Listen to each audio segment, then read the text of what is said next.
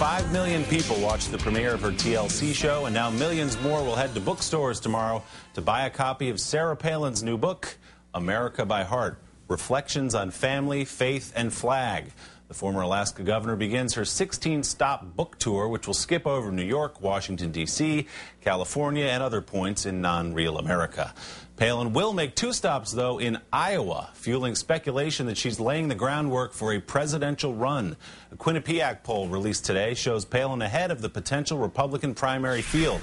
Today, she'd be the GOP pick with 19% of the vote, narrowly edging out Mitt Romney, Mike Huckabee, and Newt Gingrich. But some in the Republican establishment not quite as excited about the prospect of a Palin candidacy. What's your read about Sarah Palin?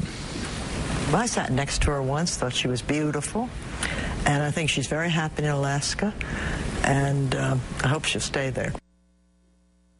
Former First Lady Barbara Bush suggesting there that Palin should just stay put in Alaska. Joining me now, former speechwriter for George W. Bush, journalist David Frum, and White House correspondent for Politics Daily. Here with me in New York, Alex Wagner. Thank you both for joining me. David, let's begin with you. She's got the TV show. She's got the book out tomorrow. She's got her daughter out in front of 20 million people a week on Dancing with the Stars. What is Sarah Palin up to here? Well, she is running for president. I don't think it's right to suggest that people go through this long thought process and then they press the go switch. It's more that they press the stop switch if they decide not to go. You put in all the predicates. There are a lot of opportunities along the way to exit with dignity, but this is the build-up to a run. And you've been very critical of her from the beginning, David, saying what's good for Palin is not what's good for the party or what's good for the country. Why do you think it'd be such a bad idea for her to run? Well, Republicans have to worry in 2012. It's going to be tough. It's going to be a heavy lift to defeat an incumbent president. That's always true.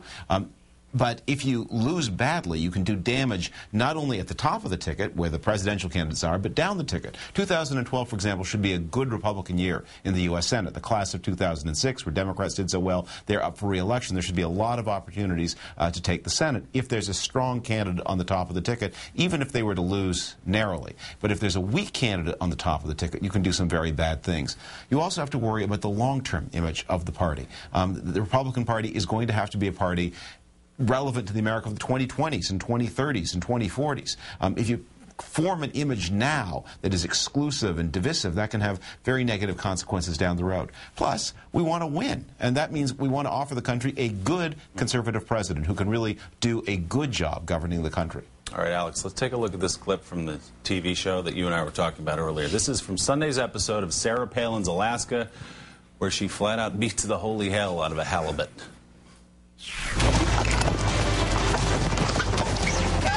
Here we go. I was proud of Bristol. She got that billy club and she started stunning those fish. I was looking at her out of the corner of my eye thinking, I wonder what she's picturing as she's making her mark there on those fish. Good job, guys. I love it. I wasn't going to hesitate either, especially when the fish were piling up and they're slapping around. They could do some damage here. We need to calm these boys down real quick.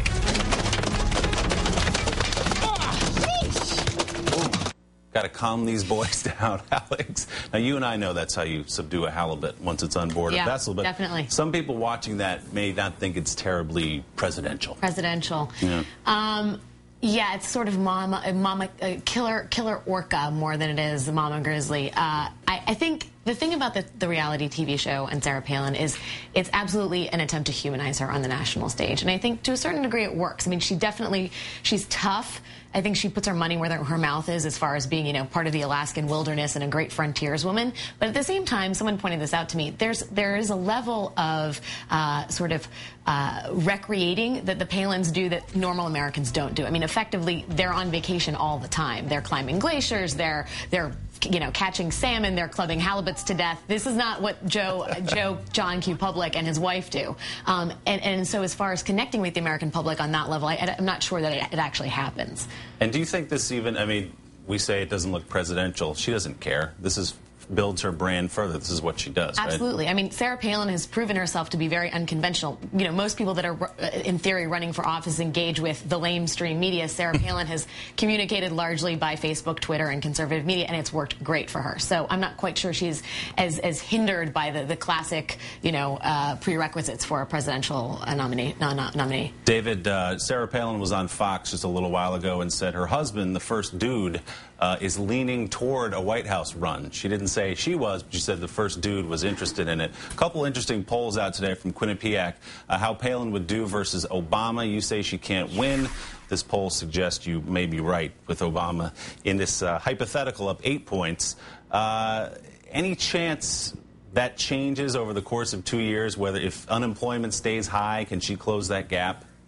Look, it doesn't really matter what I think. I mean, I have one man's opinion. I think the more relevant thing, the thing that is going to form the story, is that the people, the Republican Party, like the Democratic Party, has a group of people who are very committed to the party, the donors, the chairman of state parties. These people form what we call, for lack of a better term, a party establishment, and they are terrified of this candidacy. The big money donors, the people who do the work, the people who are going to be important in the Republican Party, were important 10 years ago, will be important 10 years from now.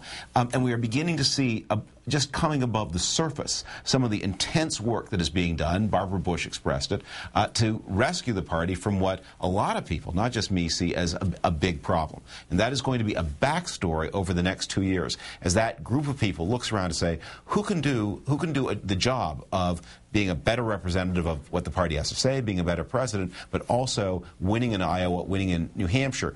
These decisions are not made by these aggregated polls. They're made place to place to place. Alex, he's talking about something you hear, David hears, I hear privately. Republicans, establishment Republicans, do not want her to run. Why are they so scared to say that out loud? They don't want to offend Sarah Palin's base? They're worried they're going to be like Halibin. She's just going to I mean, I think, look, I mean, Karl Rove has been pretty vocal about his objections to Sarah Palin. You know, but that said, there is the enthusiasm and the fact that she has captured the national imagination and is an incredibly compelling figure, regardless of whether you like her. I mean, we're talking about her. We talk about her all the time. And that enthusiasm and energy is a big selling point, I think, for the GOP. I would say to those Quinnipiac polls, you know, take that with a grain of salt.